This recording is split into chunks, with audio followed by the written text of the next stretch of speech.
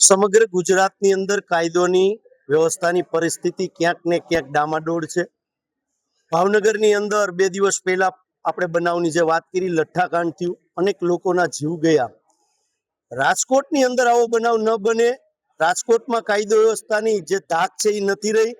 તમે લોકો પણ અંદર હતા અને રજૂઆત પણ અમે સીપી સરને, જોઈન્ટ સીપી સરને કરી કે છેલ્લા કેટલાય દિવસથી મર્ડરોની ઘટના સામે આવે છે, દારૂઓની ઘટના સામે આવે છે, લૂંટફાટ, અને જે પોલીસનો ડર કહેવાય કે જે ભૂતકાળની અંદર રાજકોટ શહેરની અંદર પોલીસનો ડર હતો, જે માફિયાઓ કહેવાય કે જે ગુંડાગીરી કરતા, નાના લોકોને હેરાન કરતા, લોકો ખુલ્લેઆમ દારૂ વેચતા હોય, લૂંટફાટ ચલાવતા હોય, પ્લોટો પચાવતા હોય, વ્યાજંકવાદ વગેરે જેવી ઘટના ઉપર પોલીસનો ધાક ઓસરી ગઈ છે.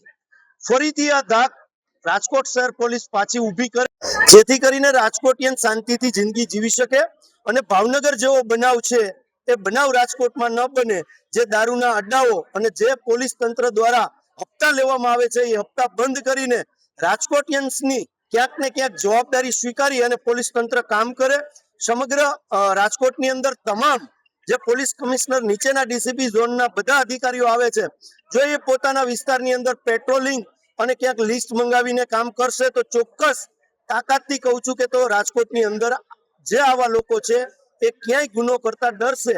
પણ દુઃખ સાથે કહેવું પડે છે કે રાજકોટમાં પોલીસની ધાક નથી રહી. તમે જોયું હશે કે છેલ્લા જે મર્ડરો થયા એમાં ક્યાંક પોલીસ કર્મીના ફેમિલીનું પણ ક્યાંક ને ક્યાંક મર્ડર થયું છે. એ પણ આપણી સામે આવ્યું છે થોડા દિવસો પહેલા જ, જ્યારે મુખ્યમંત્રી શ્રી રાજકોટ પધારતા હતા, ગુજરાતના મુખ્યમંત્રી, ત્યારે પણ આગલી રાતે મર્ડર થયું હતું. આપણે રાજકોટને શાંત શહેર કહીએ છીએ, પણ હું આપના માધ્યમથી કહેવા જાઉં છું કે રાજકોટ પોલીસ નિષ્ફળ છે. ગૃહમંત્રીએ રાજીનામું આપી દેવું જોઈએ. ભારતીય જનતા પાર્ટીની સરકાર કાયદો વ્યવસ્થાની સ્થિતિમાં નિષ્ફળ છે. કારણ કે રાજકોટમાં આવતા પહેલા રાજકોટની હદમાં આવો તો જે માઇલસ્ટોન છે એ માઇલસ્ટોનની અંદર લખેલું હોય કે અહીંયા કાયદો વ્યવસ્થાની હદ પૂરી થાય છે. આ રીતનું દ્રશ્ય રાજકોટ શહેરની અંદર ઉદ્ભવે છે.